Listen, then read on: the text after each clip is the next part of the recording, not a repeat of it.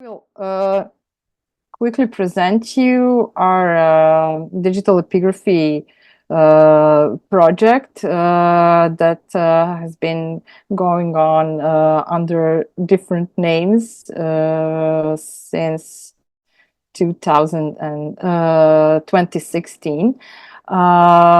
So this is a project of the Institute for Balkan Studies, in which I am employed. And it is nested under one of the Institute's research axes that's called Balkans in Prehistory and Antiquity, which is basically in interdisciplinary research. Currently, 4 people are in this team. It has in the past it has received several annual grants, mostly from Serbian Ministry of Culture and Information. And it was, as you may imagine, it is a sporadic type of financing, which is not perfectly convenient for a project that is imagined as a long-term project, but it has received a continuous support of the Institute for Balkan Studies. To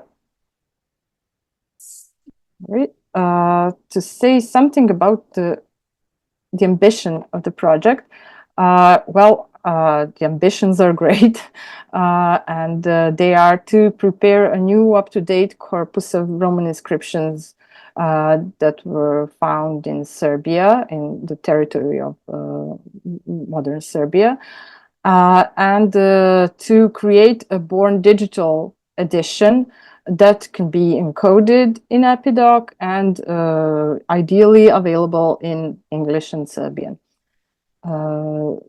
Because it is important to get this stuff to the people for up till now, the main and most important edition of the greater part of inscriptions that belong to Upper Mesia were edited actually in French. So a lot of people in Serbia outside of scientific community are not really acquainted with this material, even though those publications are at the highest level and they are very in terms of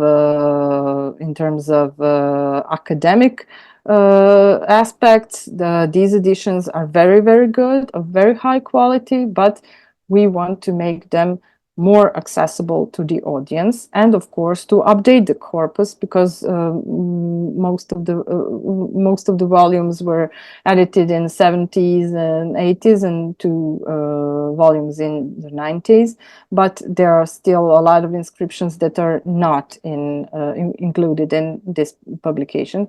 And also there are other provinces, not only Upper Mesia, that were covered by the modern territory of Serbia, and those belong to Lower Pannonia, Dalmatia, and tiny, as I labeled here, larger, smaller, or tiny parts of Roman provinces, because in Dacia we have like a very narrow stretch along the border, not perhaps maybe one inscription and some stamps, and not actually a lot of material, but still it exists.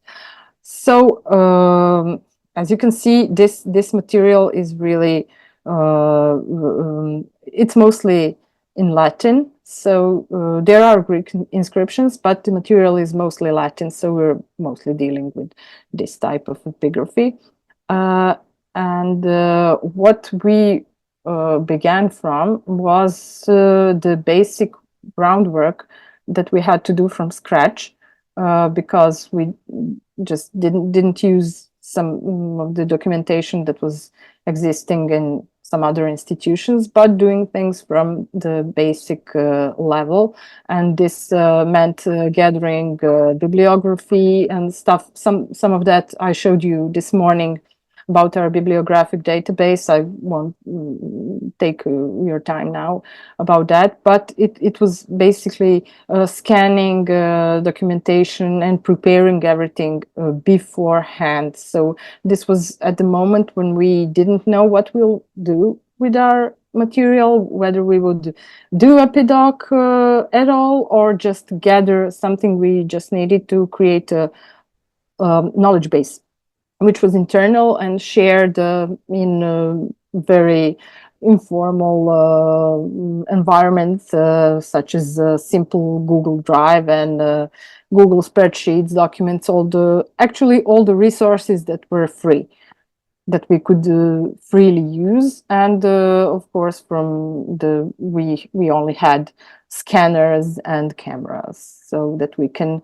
after gathering documentation, go and do some field work, which is a very important step. I know that you are all acquainted with what field work means, and especially in epigraphy. So I chose here to show you some interesting pictures from the field work, especially the moments when we were able to locate and rescue some of the inscriptions that were in a really endangered situation, such as this one that we had to dig dig from the sand. And actually, these are some of the inscriptions that were seen last at the beginning of 20th century, and the only existing photographs are published in volumes of Spomenik of the Serbian Academy, then Serbian Royal Academy. Which is very, very old. So we were able to make some new photographs and check readings of those inscriptions that are really important for us. For example, this is another rescue mission. As you can see, this monument was just laying around, and it was half dug in. So we had to dig it out and take it and clean it, and then we were able to check if this is really the inscription that we were looking for. As you can, I don't know, it's a badly placed slide, but nevertheless, we were able to find and digitally record some of the inscriptions that were considered probably lost because they weren't in any collection, but lying in the field. And these are some more the photographs from the field work and from our collaborators. This work involved going in cemeteries where inscriptions were secondarily just either used or left there for some reason, or in the somewhere on different sites. And the other case of fieldwork was done in museums, with which we had an agreement and signed sort of a memorandum of understanding for using the recorded material. And we had, for example, great collaboration with the Museum at Užice, Museum Prijepolje, for example, who helped us and gave us support in the field work with all sorts of information about location, about monuments, everything. That they were really, really cooperative in this sense. And these photographs that I'm showing actually are from Western Serbia. Because this is the region that we chose to begin with, because it is not covered by our any national corpus. So the corpus had to be new, and the collaboration with Professor Svetlana Loma, who is actually a very important part of this project, and someone who is renowned epigrapher in Serbia, was the author of the editions, and this is one step further, because this was really a born digital edition made from scratch. So these are some of the elements of our project, are these that I mentioned: documentation, bibliography, photo documentation. And then in the end, we decide, when we gathered the corpus, did a lot of field work, and made a huge documentation about already published inscriptions in IMS that cover Misia.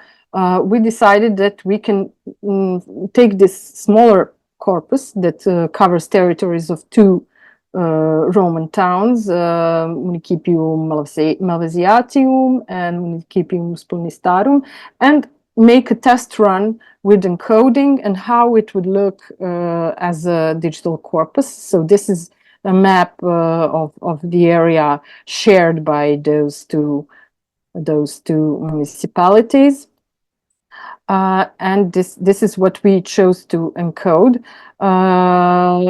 This is just a slide of something, one of the tables that we have separately kept in documentation, and we have a lot of different types of this material kept apart from the epidoc and encoding, because encoding was built upon all the other elements, and the material that we currently have in epidoc doesn't necessarily reflect everything that we have, because this is just one stage in the course of this project, which is a marathon rather than a sprint, as we all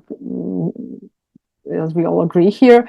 So this is the project's website, Digital Epigraphy Serbia, and it was previously used for basic information, and because it was a typical normal website that was hosted on a simple web platform, and we didn't have a server to display our encoded material, we just kept it packed as a zip folder. But thanks to the grant that we received last year, we were able, this year we were able to get a new server that we can run the inscriptions on. So we decided to put our FS visualized encoded material on, and it can be accessed through website currently, but I have to,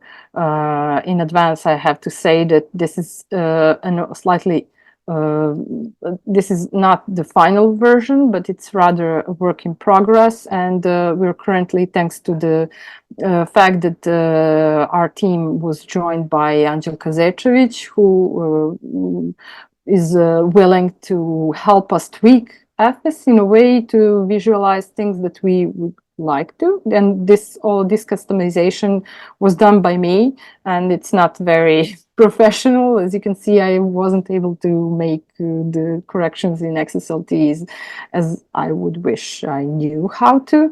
But so this is, we just have one version of the material for now, and hopefully in the near future we will have a new, better encoded material, because we have to tweak some things around now that we know how can we visualize them, which we didn't when we started encoding, actually. And this is a screenshot that you recognize from Polly's presentation on FS, how it looks like. These are the inscriptions inside an FS database. And I can show you, for example, one example that is perhaps interesting and has good level of details inserted already. So this is how it looks. You probably recognize all this. And this is the image that is inserted inside FS.